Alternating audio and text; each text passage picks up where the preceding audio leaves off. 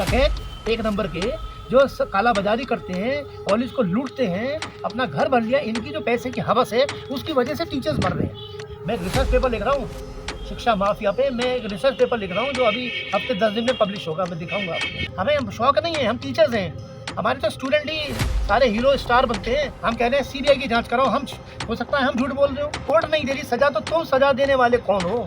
कि वो इन्हें जान से मारना चाहते हैं, बिल्कुल ख़त्म कर देना चाहते हैं। हम नहीं मरने देंगे। हमने फैसला किया है इनका घर अनाथ से भर। नमस्कार दोस्तों, मैं बड़ौत के डीजे कॉलेज में मौजूद हूँ, जहाँ पर आदरणीय गोविंद बाबू के लिए एक मुट्ठी अनाज अभियान चलाया जा रहा है। आज इसका चौथा दिन है और आज 28 फरवरी है। तो आइए देखते हैं यहाँ पर जो अध्यापक महोदय मौजूद हैं, उनसे पूछते हैं कि क्या प्रक्रिया है और कहाँ तक अभियान अभी पहुँचा है। आइए। नमस्कार सर। हाँ जी, नमस्कार। नमस्कार सर, आपका नाम? मेरा नाम है प्रज्ञान चौधरी और मैं दिगंबर जैन कॉलेज में प्रोफेसर हूँ, या इतिहास विभाग में। और 25 साल हो गए मुझे इस कॉलेज में। मेरी सिल्वर जुबली है इस बार इस कॉलेज के अंदर। तो सर, हमारा पहला सवाल ये है कि आप एक मुट्ठी अनाज के लिए यहाँ इकट्ठा क्यों हुए हैं? देखिए, एक मुट्ठी अनाज के लिए हम क्यों इकट्ठा हुए हैं, ये तो हमने अपने पैम्फलेट में जारी कर दिए सब कारण, आपने पढ़ा होगा। सवाल ये है कि हमारे एक शिक्षक हैं साथी, डॉक्टर गोविंद बाबू, और उन्होंने महामहिम राष्ट्रपति महोदया से अपने पूरे परिवार के लिए इच्छा मृत्यु की गुहार लगाई है। कहीं और लगाते गुहार तो हमें पता नहीं चलता, हमें ही पत्र लिखकर हमें बताया ना, हमें 3-4 टीचर्स को, जिन्हें वो अपना मानते होंगे, कि भाई मेरी इच्छा मृत्यु की अनुमति करा दो। अब सोचिए कि ये कार्य आसान नहीं है। हमारा क्या फ़र्ज़ बनता है शिक्षक होने के नाते? भुखमरी की बात, और हम तो हरित क्रांति के प्रदेश में बैठे हैं, यहाँ सारी दुनिया को अनाज खिलाते हैं हम लोग। जिस इलाके में हम बैठे हैं बागपत में, मेरठ बागपत, ये वेस्टर्न यूपी, हमारे शिक्षक हमारे सामने, हमारे कॉलेज का शिक्षक भूखा मरेगा? ये आप सोचो कि हमारी चेतना या हम आदमी है क्या है? अगर हम तब भी कुछ नहीं बोलते तो हमारी पढ़ाई लिखाई, मतलब हमसे जाहिल कोई व्यक्ति नहीं, अगर हम कुछ रिएक्ट ना करें। फिर हमने सोचा क्या किया जाए, तो उसके हमने कई योजनाएं बनाई कि ये इनका है, ये भुखमरी की बात है क्योंकि वेतन नहीं मिला 5 साल से। दूसरा, इनको इतना बदनाम किया गया, इनके पर इतने गंदे, इतने घिनौने आरोप लगाए गए कि कोई कल्पना नहीं कर सकता कि शिक्षा जगत में, मुझे नहीं लगता कि भारत में किसी कॉलेज में इतने गंदे आरोप कहीं लगे हों। एक ऐसे टीचर पे क्या कसूर था उसका? हाँ, उसका कसूर था कि उसने एक मुकदमा दर्ज किया था। ये हमारा जो कॉलेज है, पहले एक सामान्य कॉलेज होता था। 2012 में इन्होंने अल्पसंख्यक दर्जा प्राप्त कर लिया। जैन कॉलेज है, कर सकते हैं, और भी लोगों ने किया होगा, और दर्जा हासिल कर लिया। तो उससे टीचर्स के वो बंद हो गए, ट्रांसफ़र बंद हो गए। ये अलीगढ़ के रहने वाले हैं, और भी लोग हैं यहाँ, बनारस के भी रहने वाले हैं, यहाँ पर मणिपुर के भी साथी हमारे, भारत के, मध्य प्रदेश के बहुत से टीचर्स हैं, दूसरे प्रांतों के। सब लोग ट्रांसफ़र कराते हैं, सब ट्रांसफ़र लेते हैं। हमारे मैनेजमेंट के लोग हैं जो जॉब करते हैं, वो भी ट्रांसफ़र लेते हैं, सब लोग ट्रांसफ़र कराते हैं। तो ट्रांसफ़र एक अधिकार है आदमी का। अब वो अधिकार रुक गया तो कि इन्होंने वो करा लिया। तो गोविंद बाबू ने अल्पसंख्यक दर्जे को चुनौती दी, ठीक है। उन्होंने अल्पसंख्यक दर्जे को पर एक मुकदमा दायर कर दिया आयोग में, दिल्ली में, और उससे ये इतने ज़्यादा खफा हो गए वीरेंद्र सिंह, जो पूर्व प्राचार्य हैं, और उन्होंने गुमराह किया प्रबंध समिति को, क्योंकि इनकी जो भी इनके धंधे हैं, काले कारोबार हैं, उस पर प्रहार कर दिया गोविंद बाबू ने। मूल बात यह है कि गोविंद बाबू ने जाने अनजाने एक ऐसी चीज़ पे प्रहार कर दिया जो उनके लिए जान से प्यारी थी, जिसके लिए वो जान देते थे। अब मैं उसमें नहीं जा रहा, वो काम बताने वाले दूसरे लोग हैं, लेकिन इनके सारे काले कारोबार की जो कुंजी है, जो की है, वो थी अल्पसंख्यक दर्जा, और इसलिए ये बन गए शत्रु नंबर 1। यूँ तो इनके साथ 3-4 और भी लोग थे, लेकिन निशाने पे आया दलित, अन्य जातियाँ थीं, केवल टारगेट किया बाहर। ये सोचा बाहर का आदमी अलीगढ़ का है तो इसको हम मार लेंगे, घेर लेंगे, ये सब किया। और आप सोचिए कि जब घेर लिया तो इनको एक बहुत ही मामूली सी घटना पर निलंबित कर दिया कि इन्होंने आप जानते हैं, विसल ब्लोअर हैं, ये आरटीआई एक्टिविस्ट हैं। इन्होंने, जो पूर्व प्राचार्य हैं, वो नकल करवाते हैं, वो नकल माफिया हैं, डॉक्टर वीरेंद्र सिंह। इन्होंने 2018 में राजभवन में शिकायत की थी कि वीरेंद्र सिंह ने एक केंद्र बनाया और वहाँ उगाही कर रहे हैं, बिल्कुल गैर कानूनी। और फिर उससे भी नाराज़ थे वो, वो नकल कराते हैं। मैंने भी शिकायत करी है। यहाँ बंद कमरों में परीक्षाएं होती हैं और संस्थागत कॉपिंग होती है, मास कॉपिंग होती है। एक तो नकल होती है, स्टूडेंट नकल करे, यहाँ प्रिंसिपल और व्यवस्था नकल कराती है। हमारे पास सबूत है, हमने शिकायतें कर रखी हैं। और वीरेंद्र सिंह उसके सरगना है, सब डॉन है वो, नकल माफिया। तो गोविंद बाबू टारगेट पे आ गए तो नतीजा आपके सामने। एक बस इंतजार था, मामूली सी घटना पर उनको निलंबित कर दिया। चलिए कर दिया, इनकी छीना झपटी करी इन्होंने, गलत है। हमने भी खंडन किया, गलतियाँ इनकी भी हैं, ऐसी बात नहीं है। इनमें बहुत ज़्यादा क्रोध है, बहुत आवेश में बात करते हैं, इनकी गलतियाँ थी, चलो निलंबित कर दिया, हमने कुछ नहीं कहा। लेकिन जब पुलिस इंक्वायरी हुई और पुलिस इंक्वायरी का जो रिज़ल्ट था, रिपोर्ट थी, जाँच अधिकारी आए, सब देखा उन्होंने, वीडियो दिखाई गई, सबसे पूछ के उन्होंने कहा कि ये बिल्कुल बेकसूर हैं, निर्दोष हैं। उन्होंने इनको क्लीन चिट दी और उन्होंने कहा कि इनके ऊपर इनका निलंबन इसलिए हुआ है क्योंकि इनकी मैनेजमेंट के साथ अनबन थी, क्योंकि इन्होंने अल्पसंख्यक दर्जे को चुनौती दी है। तो ये एक प्रकार की एक रिवेंजफुल एक्टिविटी थी, ये बदले की कार्रवाई थी। तो निलंबन, अब जब पुलिस रिपोर्ट आ गई तो निलंबन का एक ही कारण था, वो दूर हो गया। तो एकदम से वहीं ज्वाइन होना था, यहीं से शुरुआत होती है षड्यंत्र की। यही एक पॉइंट है कि जहाँ से गोविंद बाबू की बर्बादी, सर्वनाश और ये सारे माफियाओं की कहानी शुरू होती है। निलंबन की वापसी क्यों नहीं हुई? निलंबन तक मैं भी कह रहा हूँ सही हुआ निलंबन। अगर किसी महिला से बदतमीजी करोगे तो निलंबन होना चाहिए, और अगर पुलिस नहीं करती तो हम नहीं आते। लेकिन पुलिस इनकी घर की है, आप बताओ पुलिस ने। तो इसलिए निलंबन वापस नहीं किया, फिर इनका वेतन रोक लिया जिससे कि ये अपनी पैरवी ना कर सकें। उसके बाद में फिर आप देखिए कि जो टीचर, हम लोगों को 25 साल हो गए, मुझे आज 25 साल हो गए, और भी टीचर्स हैं कोई 15 साल 20 साल। हम लोग यहाँ की फितरत पहचानते हैं आदमियों की, इस कॉलेज के टीचर, प्रबंध समिति और सब लोगों की फितरत पहचानते हैं। तो सर ऐसी क्या शक्ति है कि जब कोर्ट के आदेश के बावजूद भी वो लोग कोर्ट का जो आदेश है उसको नहीं फॉलो कर रहे हैं, तो ऐसी क्या शक्ति है उनके पास? नहीं, शक्ति की बात नहीं हो रही है। कोर्ट ने तो इनको बरी कर दिया। इनके ऊपर जो गंदे खिलौने आरोप लगाए गए थे, ठीक है ना, रेप के और अटेम्प्ट टू मर्डर के, वो तो कोर्ट ने रद्द कर दिए और चल रहे हैं मुकदमे, अभी चल रहे हैं कुछ। हम तो कह रहे हैं कि जो भी मुकदमे चल रहे हैं, अगर कोर्ट इनकी सजा करती है इन्हें फांसी दे दो। हम बिल्कुल नहीं डिफेंड करते, कोर्ट करे, आप जज मत बनो। ये ना माफिया नंबर 1 डकैत, 1 नंबर के जो काला बाजारी करते हैं, कॉलेज को लूटते हैं, अपना घर भर लिया, इनकी जो पैसे की हवस है उसकी वजह से टीचर्स मर रहे हैं। हम लोग यहाँ एडेड कॉलेज में काम करते हैं, हमें यहाँ पढ़ाने के लिए आए हैं, इन माफियाओं का सामना करना पड़ रहा है। हमारा ये काम नहीं था, ये काम हमारा नहीं था। तो इसलिए मैं कह रहा हूँ कि ये इतना बड़ा षड्यंत्र बनाया गया, और इसमें कुछ शिक्षिकाएँ भी शामिल हो गई। तो वीरेंद्र सिंह ने अपना एक दल बना रखा है, उसके अंदर उसकी एक इशारे पर कोई भी आरोप लगा दे। ये कैसे टीचर्स हैं भाई? आप सोचिए कि जब आदमी को, आप जानते हैं इनके ऊपर चलो आरोप लगाए, जब आरोप रद्द हो गए तो ये बरी हो गए ना। आप इनको रेपिस्ट नहीं कह सकते। आप सारी दुनिया में वो वीरेंद्र सिंह कुछ शिक्षिकाओं को भेजते हैं वीसी के यहाँ जाके ड्रामा, वीसी ज्वाइन कराना चाहती, कहते हैं हम मर जाएंगे अगर ज्वाइन हो गई, जिनको रेपिस्ट हैं, ये तो बलात्कारी हैं। और इस प्रकार से ये इतने दुखी हो गए कि इनकी नौकरी तो गई, पैसा भी गया, इज्जत भी गई। अब ये कोई कारोबार करने के भी लायक नहीं थे। ये कहीं भी जाते लोग भगा देते हैं, भाई ऐसे इतने दुष्चरित आदमी को कौन काम देगा। तो तब इन्होंने इच्छा मृत्यु करी कि ये टोटली मर चुके। मैं आपको बताऊं, फिजिकली ये जिंदा है, अदरवाइज साइकोलॉजिकली ये डेड है बिल्कुल। अभी ये ट्रक के नीचे आते बचे, अभी ये तहसील में गए थे साइकिल पर, तो एक ट्रक के नीचे आ गए, साइकिल टूट गई और ये आधे ट्रक के नीचे लोगों ने खींच के बाहर निकाला कि पैर इनका पहिए के नीचे नहीं आया, ट्रक के नीचे से लोगों भीड़ ने निकाला। इनकी मनोस्थिति यहाँ तक पहुँचाने वाला कौन है?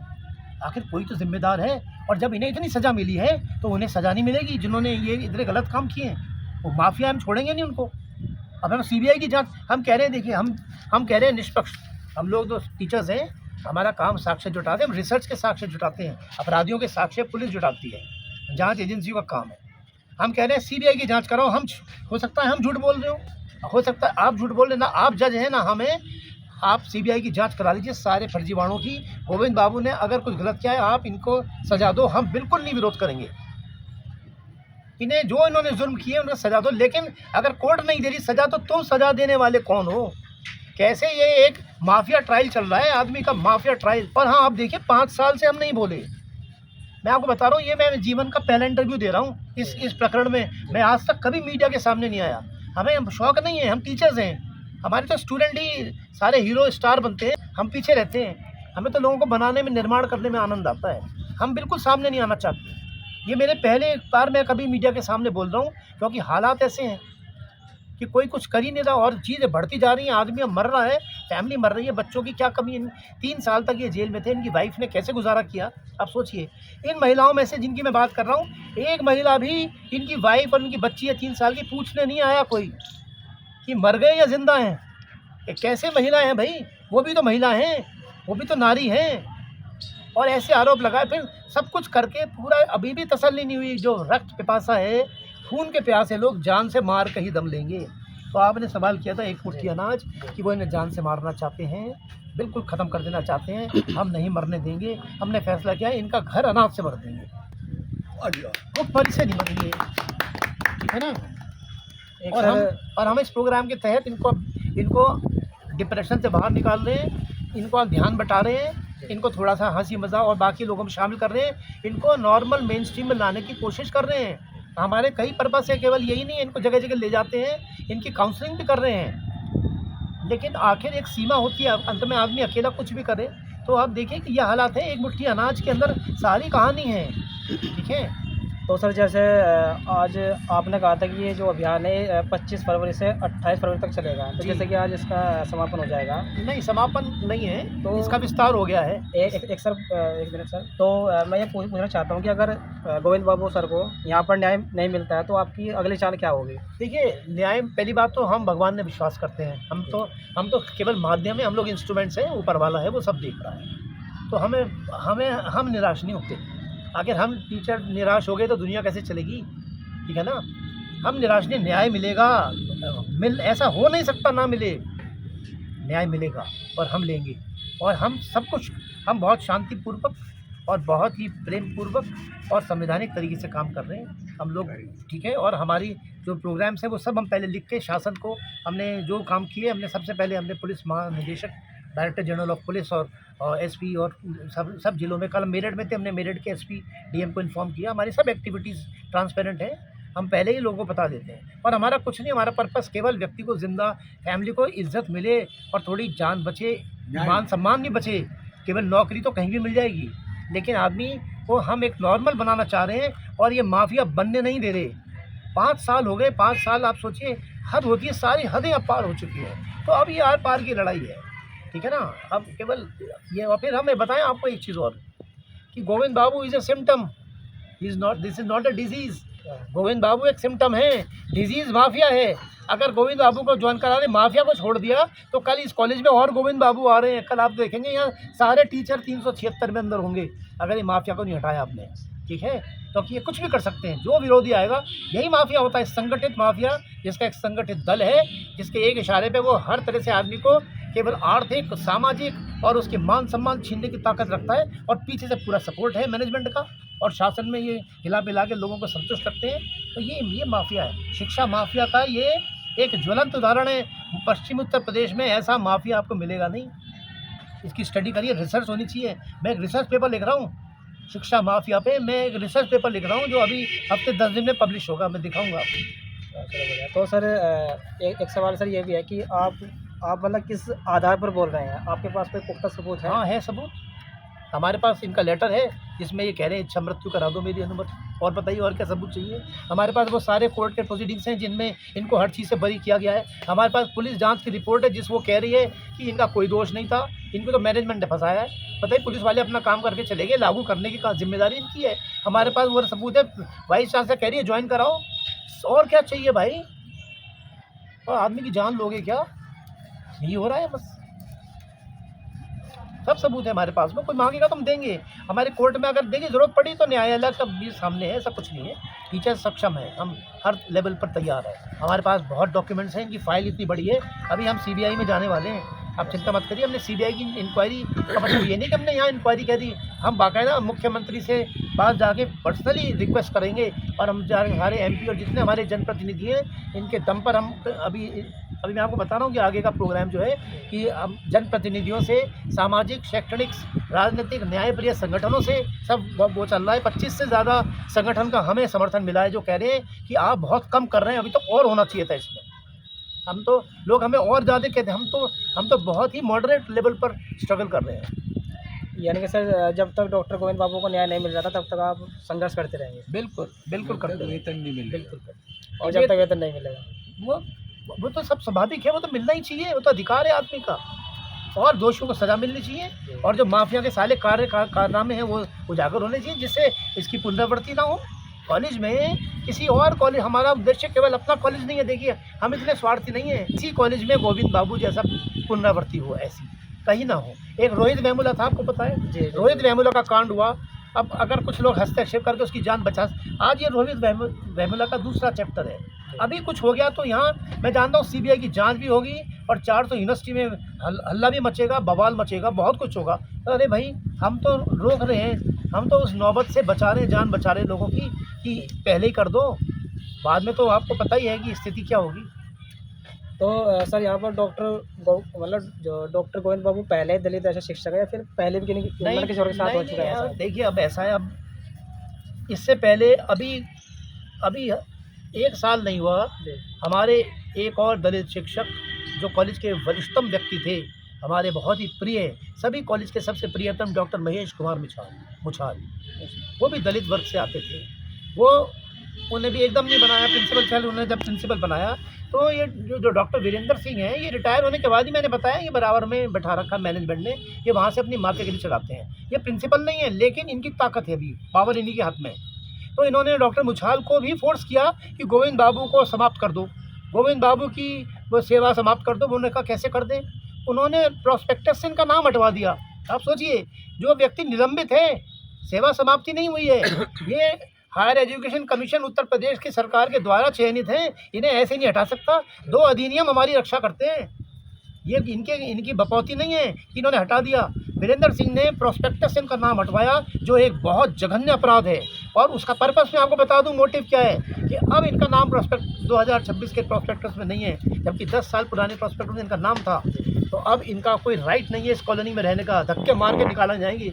अब इनको वीरेंद्र सिंह धक्के मार के निकलवाएंगे, क्योंकि जब ये प्रोस्पेक्टस में इनका अस्तित्व ही नहीं है तो फिर इनका मतलब क्या है। यहाँ पर इनको कॉलोनी से बाहर निकालने के लिए ये सारे कार्य हो रहे हैं। और दूसरा मैं बता रहा था कि महेश कुमार मुछाल पर इतना प्रेशर डाला और वो ये सब नहीं चाहते थे, तो डॉक्टर महेश कुमार मुछाल पर वीरेंद्र सिंह ने जो दबाव बनाया, इतना स्ट्रेस में ले आए। वो बताते थे अपने पड़ोसियों को और टीचर्स को कि वो इतने गलत काम कर रहे हैं, और कुछ और भी फर्जी काम उनसे करवा के उन्हें फंसाने की कोशिश करी। तो बैंक में गए, वो किसी चेक पे साइन वाइन का कुछ पकड़ता, वहीं उनको ब्रेन हेमरेज हो गया, वहीं ख़त्म हो गए वो। हमने संदिग्ध मृत्यु है ये लोग कह रहे नहीं बहुत सामान्य मृत्यु है, वो तो बीमार थे नहीं। हम ये कह रहे हैं सीबीआई की जांच में हम इस मैटर को भी जोड़ रहे हैं कि महेश कुमार मुछाल की संदिग्ध मृत्यु नहीं है, वो इस माफियागिरी से जुड़ा हुआ प्रश्न है और हम उसे भी उठा रहे हैं। क्योंकि अब लोग इनकी माफियागिरी में पहले तो भ्रष्टाचार था, फिर पैसा था, अब लोग मरने लगे हैं। देखिए माफियागिरी का इवोल्यूशन हो रहा है, विकास हो रहा है, लोग मर रहे नहीं, इन्हें कोई परवाह नहीं है, कोई रहम नहीं है, मर जाएं सब, इन्हें पैसा चाहिए बस। तो आप सोचिए कि ऐसे हालात में हम लोग लड़ रहे हैं और चारों तरफ से ये सोचते हैं कि भाई हम जो चाहे कर लें, ये नहीं चलेगा। तो सर इसमें कौन कौन लोग शामिल हैं? कौन कौन लोग शामिल हैं? देखिए हम तो समाज की बात कर रहे हैं, हम पूरा समाज हमारे साथ है। मुझे अभी तक पूरे जहाँ तक मैं छात्राओं में और जितने भी वर्गों में मैं गया हूँ, मुझे आज तक कोई विरोध नहीं मिला। जो विरोध है कॉलेज में मैनेजमेंट और हमारे कुछ जो प्राचार्य हैं या जो भी लोग हैं कॉलेज के, जो कि उन्हीं के उनके ग्रुप से आते हैं, उनके अलावा कोई हमारा विरोध नहीं कर रहा। हमें तो बहुत समर्थन मिलता है। अभी कल मेरठ में हमने किया था, बहुत समर्थन मिला, 4-5 क्विंटल सामान लोगों ने दिया और भी बहुत सामान आ रहा है। और हर तरह से कोशिश है, सबका प्यार मोहब्बत और समर्थन है। ये एक मुट्ठी अनाज नहीं है, एक मुट्ठी अनाज वही लेकर आता है। जैसे आप ये देखिए हमारे बुजुर्ग, हमारे पिता तुल्य लोग यहाँ बैठे हैं, ये बीमार हैं तो भी, हार्ट पेशेंट हैं तो भी यहाँ बैठे हुए। एक मुट्ठी अनाज नहीं है, उस एक मुट्ठी अनाज के अंदर इनकी दुआएं हैं, इनका समर्थन है और एक संकल्प है कि न्याय मिलना चाहिए। ठीक है ना, ये प्रतीकात्मक संघर्ष है। ठीक है सर, बहुत बहुत धन्यवाद सर आप। Thank you.